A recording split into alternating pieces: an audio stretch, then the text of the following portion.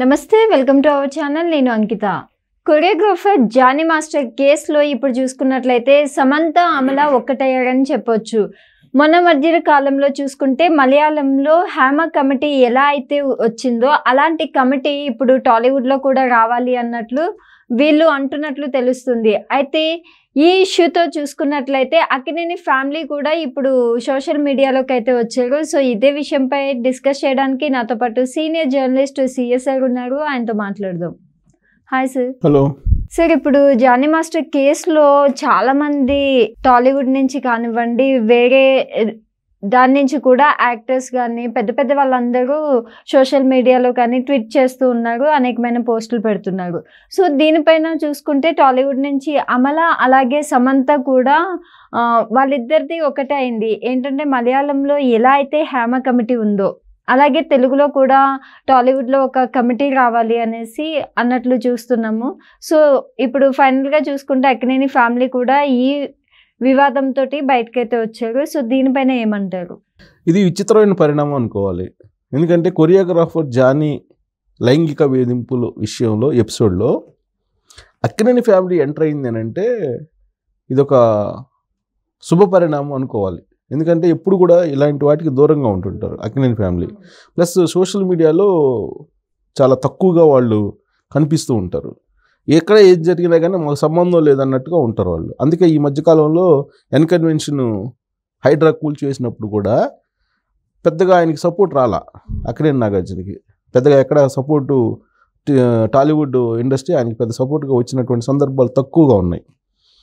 అదే వేరే వాళ్ళదైతే ఇంకొక రకంగా ఉండేది అనేది టాలీవుడ్లో టాక్. నాగార్జున ఆయన బిజినెస్లో ఆయన వ్యవహారాలు ప్రభుత్వం ఏదుంటే దాంతో మింగిలి కావటం, వ్యాపారాలు చేసుకోవడం దాంట్లో ఉంటాడు. అతనికి మిగతా వాళ్ళతో సంబంధం లేదు, మిగతా వాళ్ళని పట్టించుకోలేడు, అతని బిజినెస్లో అతను చేసుకుంటారనేది అక్కినేని ఫ్యామిలీ మీద మొదటి నుంచి ఉంది. తెలుగు సినిమా ఇండస్ట్రీ మొత్తం ఒక ఎత్తు అయితే అక్కినేని ఫ్యామిలీ ఇంకొక ఎత్తు అన్నట్టుగా ఉంటుంది. అది మంచిదా చెడ్డదా అని అంటే వాళ్ళు ఎప్పుడు ఇలాంటి వివాదాల్లోకి రారు. వీళ్ళంత వరకు వివాదాలకు దూరంగా ఉంటుంటారు, వాళ్ళ పని ఏదో వాళ్ళు చేసుకొని పోతుంటారు. కానీ ఇప్పుడు ఈ జానీ కొరియోగ్రాఫర్ విషయంలో మాత్రం అమల గారు స్పందించారు. అలాగే సమంత కూడా స్పందించింది. సరే, సమంత అయితే ఇప్పుడు అక్కినేని ఫ్యామిలీతో సంబంధం లేదు. ఒకప్పుడు అక్కినేని ఫ్యామిలీ కోడలు కాబట్టి మనం అక్కినేని కోడలుగా అక్కినేని ఫ్యామిలీ మాజీ కోడలు అనుకోవాలి. సో ఆ విడాకులు తీసుకుని వెళ్ళిపోయారు కాబట్టి ఆవిడని అక్కినేని ఫ్యామిలీలో కలపలేము. అయినా కానీ ఇప్పుడు అమల స్పందించారు, నాగార్జున సతీమణి అమల స్పందించి లైంగిక వేధింపులు టాలీవుడ్ అంటే సినిమా పరిశ్రమలో అనేది చాలా కామన్గా ఉన్నాయి. దీని మీద ఒక కమిటీ వేసి దీన్ని వీళ్ళనంత వరకు లేకుండా చేయాలి అనేటువంటి అభిప్రాయాన్ని వ్యక్తం చేశారు. సేమ్ సమంత కూడా అలాంటి అభిప్రాయాన్ని వ్యక్తం చేశారు. అందుకే వీళ్ళిద్దరు అభిప్రాయాలు జానీ కొరియోగ్రాఫర్ ఎపిసోడ్లో ఒకటిగానే కనిపిస్తూ ఉన్నాయి. సో దీని మీద ఇప్పుడు అక్కినేని నాగార్జున కానీ లేదంటే నాగ చైతన్య కానీ వీళ్ళు రెస్పాండ్ అవుతారా కారా? వాళ్ళు కూడా ఏదో ఒక రెస్పాండ్ అయితే కావాలిగా. ఇప్పుడు ఈ ఇష్యూలో మెగా ఫ్యామిలీ తర్వాత అల్లు ఫ్యామిలీ మధ్య ఏదో నడుస్తుంది, తెర వెనుక ఏదో జరుగుతుంది అనేది. ఈ మధ్యలో మళ్ళీ అక్కినేని ఫ్యామిలీ ఎంటర్ అయింది. ఓన్లీ లేడీస్ వరకే పరిమితం అవుతుందా ఈ అక్కినేని ఫ్యామిలీ, లేదంటే నాగార్జున అలాగే నాగ చైతన్య కూడా ఎంటర్ అవుతారా అనేది ఒక ఆసక్తికరమైనటువంటి అంశం. అయితే ఇదంతా కూడా లైంగిక వేధింపులు అనేవి నీకు ఒక సినిమా ఇండస్ట్రీలోనే కాదు, అన్ని రంగాల్లో ఉంది. ఈ రంగంలో లేదు అని చెప్పడానికే లేదు. కాకపోతే సినీ రంగంలో ఎక్కువగా గ్లామర్ ఇది ప్లస్ ఈజీ మూమెంట్ ఉంటుంది కాబట్టి కొంచెం ఎక్కువగా వస్తుంది తప్పితే అన్ని మిగతా రంగాల వాస్తవంగా చెప్పాలంటే మిగతా రంగాల్లో ఈ లైంగిక వేధింపులు అనేవి ఉన్నాయి. సినిమా రంగంలో ఎలా ఉన్నాయో మిగతా రంగాల్లో కూడా ఉన్నాయి. ఆశ్చర్యకర విషయం ఏంటంటే రాజకీయ రంగంలో కూడా ఉన్నాయి. రాజకీయ రంగంలో చాలా ఎక్కువ ఉన్నాయి, కానీ బయటికి రావు అంతే. సో కాబట్టి దీని మీద ఇప్పుడు సినిమా వాళ్ళు పోరాటం ఏంటి, మీటూ ఉద్యమం ఒకటి తీసుకొచ్చారు. అప్పుడు శ్రీరెడ్డి బయటకు వచ్చి ఆమె నిరసన వ్యక్తం చేసినప్పుడు బట్టలోడు తీసి నగ్న నిరసన చేసినప్పుడు మీటూ ఉద్యమం అనేది వచ్చింది. ఆ మీటూ ఉద్యమం వచ్చినప్పుడు అసలు ఏంటి అసలు ఈ కాస్టింగ్ కౌచ్ అనేది ఏంటి, ఈ లైంగిక వేధింపుల వ్యవహారం ఏంటి అనే దాని మీద చర్చ జరిగింది బాగా. 2021 అనుకుంటా. 2021లో ఒక కమిటీని వేసింది తెలంగాణ ప్రభుత్వం. కమిటీని వేసి స్టడీ చేసి దీని పరిష్కారాలు ఏంటి చూపించమని చెప్పింది. చెప్పినప్పుడు ఆ కమిటీ మొత్తం స్టడీ చేసి ప్రభుత్వానికి నివేదిక ఇచ్చింది. 2022 ఎండింగ్లోనే ఇచ్చింది. అయితే ఇచ్చినటువంటి కమిటీని పరిశీలించి దాన్ని ఇంప్లిమెంట్ చేయాల్సిన బాధ్యత ప్రభుత్వం మీద ఉంది. కానీ ప్రభుత్వం దాన్ని అసలు బుట్టదాఖలు చేసింది. 2023 అసెంబ్లీ ఎన్నికల్లో కేసీఆర్ దిగిపోయాడు. కానీ 2022లో ఆయన ముందుకు వచ్చినప్పుడు ఆయన పరిశీలించి దాన్ని ఇంప్లిమెంట్ చేసినట్టయితే లైంగిక వేధింపులు అనేవి తగ్గి ఉండేవి. పూర్తిగా ఉండవు అని చెప్పుకోవడానికి లేదు, కానీ తగ్గి ఉండేవి. కానీ ఆ పని చేయాల. ఇప్పుడు అదే మనకి ఇప్పుడు మలయాళంలో చూస్తే జస్టిస్ హేమా కమిటీ ఒక రిపోర్ట్ ఇచ్చారు. ఆ రిపోర్ట్ని బేస్ చేసుకొని ఇప్పుడు భారతదేశ వ్యాప్తంగా కూడా దాని మీద చర్చ జరుగుతుంది. మాకు కూడా జస్టిస్ హేమా లాంటి కమిటీ కావాలి అని ప్రతి ఇండస్ట్రీలో, ఇప్పుడు టాలీవుడ్లో కానీ, కోలీవుడ్, బాలీవుడ్లో అన్ని చోట్ల మొదలైంది. మాకు కావాలి జస్టిస్ హేమా కమిటీ కావాలి అని. ఇప్పుడు జస్టిస్ హేమా కమిటీ ఉన్నా, ఏ కమిటీ ఉన్నా ఈ లైంగిక వేధింపులు అనేవి తగ్గుతాయా అని అంటే తగ్గే అవకాశం ఉండదు. ఎందుకంటే దాంట్లో సిఫారసులు కూడా చేసి ఉంటారు డెఫినెట్గా ఏ విధంగా తగ్గుతాయి అని. ఇప్పుడు సపోజ్ మన హైదరాబాద్ ఉంది. హైదరాబాద్లో షీ టీమ్స్ ఉన్నాయి కదా, అలాగే టోల్ ఫ్రీ నెంబర్లు ఉన్నాయి కదా, అలాగే మహిళా పోలీస్ స్టేషన్లు ఉన్నాయి కదా, తర్వాత కౌన్సిలింగ్ సెంటర్స్ ఉన్నాయి కదా. ఇన్ని ఉన్నప్పటికీ కూడా లైంగిక వేధింపులకు సంబంధించి కేసులు ఎప్పుడు వస్తున్నాయి, కంప్లైంట్స్ ఎప్పుడు వస్తున్నాయి? తీవ్ర స్థాయిలో గొడవపడి ఎంజాయ్ చేసేసి విడిపోయే స్టేజ్లో వస్తున్నాయి. అప్పటి వరకు ఎంజాయ్ చేస్తున్నారు ఇద్దరు ఇష్టపడి, చివరిలో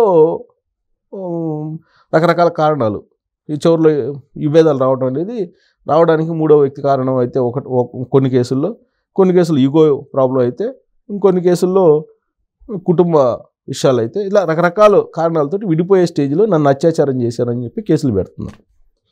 ఇప్పుడు జానీ కొరియోగ్రాఫర్ విషయంలో కూడా అదే జరిగింది అనేది కొంతమంది వాదన. ఇప్పుడు ఆమెమో మైనరు, ఇతనితోటి రిలేషన్ కమిట్ అయినప్పుడు మైనరు, వాళ్ళే చెప్తున్నారు మేము రిలేషన్లో ఉన్నామని చెప్పి. సో కమిట్ అయినప్పుడు మైనరు, సో మైనరు తోటి రిలేషన్ పెట్టడం అని అంటే లైంగికంగా వేధించడం అంటే పెద్ద కేసు. అందుకే ఫోక్సో యాక్ట్ పెట్టారు అతని మీద. సో ఇప్పుడు ఇమీడియట్గా అతన్ని కొరియోగ్రాఫర్ యూనియన్ చైర్మన్గా కూడా, కమిటీ అధ్యక్షుడిగా కూడా తీసేశారు అతన్ని. సో తీసేసి ఇప్పుడు అతనికి ప్రాధాన్యత తగ్గించాలి అని ఇప్పుడు ఇంత జరిగింది కదా. ఇంత జరిగిన తర్వాత లైంగిక వేధింపులు ఇక సినిమా ఇండస్ట్రీలో ఉండటానికి అవకాశం లేదు, ఉండవు కూడా అని చెప్పి అనుకోగలమా? లేదు. తప్పు ఎక్కడ జరుగుతుంది? నీకు మొదట్లోనే నీకు ఇబ్బంది కలిగినప్పుడు, లైంగిక వేధింపులకు అవతల వ్యక్తి ట్రై చేసినప్పుడు, పాల్పడినప్పుడు నువ్వు అదే రోజు కంప్లైంట్ చేస్తే కనుక నీకు అక్కడే సమస్య పోతుంది, వివాదం. చాలా మంది కూడా ఇదే అంటున్నారు సార్, ఎందుకు స్టార్టింగ్ లోనే చెప్పలేదు, ఇన్ని ఇయర్స్ ఉండి ఇష్టపడి ఉండి ఇప్పుడు ఎందుకు బయటకు రావాలి అని కూడా, ఇప్పుడు అమ్మాయిని కూడా తప్పు అని కూడా అంటున్నారు సార్. సో ఇప్పుడు ఇది అమల అలాగే సమంత గారు కూడా ఇద్దరు చెప్తుంది కూడా అదే. లైంగిక వేధింపులకు సంబంధించి మహిళలు ముందుగానే మేలుకొని వాళ్ళు ముందుకు వచ్చి కంప్లైంట్స్ చేస్తే ఇలాంటి పరిస్థితి రాదు. బట్ లైంగిక వేధింపులు అనేది ఉన్నాయి, కమిట్మెంట్ అనేది లేకపోతే, ఆ కమిట్మెంట్ ఇవ్వకపోతే మనం కెరీర్లో రాలేము పైకి అనేటువంటి ఒపీనియన్ ఎక్కువ ఉంది. అందుకే ఇది జరుగుతున్నాయి అనేది చాలామంది చెప్తున్నారు. సో నీకు అప్పుడు కమిట్మెంట్ ఇవ్వందే పైకి రాలేము అనేటువంటి ఆలోచన ఉన్నప్పుడు, ఆ ఆలోచనతో ఇండస్ట్రీకి వచ్చినప్పుడు మరి ఈ కేసులు ఏంటి? అప్పటి వరకు ఇప్పుడు శ్రీరెడ్డి ఎగ్జాంపుల్ తీసుకున్నాం. శ్రీరెడ్డి కూడా అదే చెప్పింది కదా, నాకు సినిమాలు ఇస్తారన్నారు, నన్ను వాడేసుకున్నారని. అదే కదా ఆమె భాష అదే చెప్పింది కదా, సినిమాలు ఇస్తారన్నారు, నన్ను వాడేసుకున్నారు ఒకళ్ళ తర్వాత ఒకళ్ళు అని చెప్పి, చాలామంది వాడేసుకున్నారని చెప్పి ఆవిడే చెప్తుంది. మరి నీకు సినిమాలు ఇస్తారని చెప్పి నువ్వు వాడించుకోవడానికి ఇష్టపడ్డావా, లేదంటే వాళ్ళు వాడారా? ఇక్కడ క్వశ్చన్. అలాగే ఇప్పుడు జానీ ఎపిసోడ్లో కూడా ఇప్పుడు అమ్మాయి అసిస్టెంట్ కొరియోగ్రాఫర్ ఎవరైతే ఉన్నారో ఆ అమ్మాయి లైంగిక వేధింపులు మైనర్ అప్పుడు పాల్పడింది. అది ఎప్పుడు 2016, ఇప్పుడు 2024, దాదాపు 10 సంవత్సరాలు, 7-8 సంవత్సరాలు. మరి ఈ 7 సంవత్సరాలు లేనటువంటి ప్రాబ్లం ఇప్పుడు ఎందుకు వచ్చింది? వీటన్నిటి మీద చర్చ జరగాల్సింది ఒకటైతే, ఇప్పుడు వీళ్ళు చెప్పేది ఏంటంటే ఇప్పుడు సమంత కానీ అమల కానీ వీళ్ళు చెప్పేది ఏంటంటే అసలు ఇప్పుడు తర్వాత ఆవిడ పేరు అనసూయ కానీ వీళ్ళు చెప్పేది ఏంటంటే అసలు స్టార్టింగ్లోనే నువ్వు కంప్లైంట్ చేయాలి కదా, కంప్లైంట్ చేస్తే ఈ ప్రాబ్లమ్స్ రావు అనేది ఒక సజెషన్ ఇస్తున్నారు. సో కాబట్టి ఎక్కువ మంది అభిప్రాయం అదే. ఇప్పుడు ఏదైనా నీకు ఇబ్బంది కలిగింది, నీకు ఇబ్బంది కలిగినప్పుడు ఇమీడియట్గా చేస్తే అక్కడే సార్ట్ అవుట్ అయిపోతుంది, మళ్ళీ ప్రొలాంగ్ కాదు. ఇప్పుడు ఏదైనా జబ్బు రాకుండా చూసుకోవాలి, కానీ జబ్బు వచ్చిన తర్వాత ఏం చేస్తావు? ఏం చేయలేరు. జబ్బు రాకుండా జాగ్రత్త పడాలి, ముందే మెడిసిన్ కనుక్కో, మెడిసిన్ వేసుకోవాలి, జబ్బు రాకుండా ప్రికాషన్స్ తీసుకోవాలి. ప్రికాషన్ బెస్ట్ కదా జబ్బు వచ్చిన తర్వాత తగ్గించుకునే దానికన్నా కూడా. సో కాబట్టి ముందే ఇలాంటి ముందుకొచ్చి షీ టీమ్స్గో లేదంటే రకరకాల మహిళా పోలీస్ స్టేషన్లు ఉన్నాయి, షీ టీమ్స్ ఉన్నాయి, టోల్ ఫ్రీ నెంబర్లు ఉన్నాయి, 100 ఫోన్ చేసి ఇమీడియట్గా పోలీసులు రక్షణ కల్పిస్తే ఇవన్నీ చాలా ఉంటాయి. ఇలాంటివన్నీ ఉన్నప్పుడు వీటిని ఎందుకు ఉపయోగించుకోవట్లేదు అనేది ఇప్పుడు వస్తున్నటువంటి ప్రశ్న. కాబట్టి ఇప్పుడు జానీ కొరియోగ్రాఫర్ విషయంలో ఆల్రెడీ ఆయన అరెస్ట్ చేశారు, హైదరాబాద్కి తీసుకొచ్చారు, గోవాలో. ఆయన పారిపోవడం కూడా తప్పే. ఇప్పుడు ఆయన పారిపోయాడంటే 15వ తారీఖు కేసు పెడితే అసిస్టెంట్ కొరియోగ్రాఫర్ లేడీ పారిపోయాడంటే తప్పు చేసినట్టే కదా. పారిపోయాడంటే ఏదో సంథింగ్ కాన్స్పిరసీ ఉంది దాని వెనక. ఎందుకు పారిపోయారు? సో పారిపోయిన పోలీసులు పట్టుకొస్తారని తెలీదా? ఆయన పాస్పోర్ట్ సీజ్ చేశారు, లుకౌట్ నోటీసులు ఇచ్చారు, ఇన్ని చేసి పోలీసులు తీసుకొచ్చారు కదా. మరి అసలు విషయం బయట రావాలి.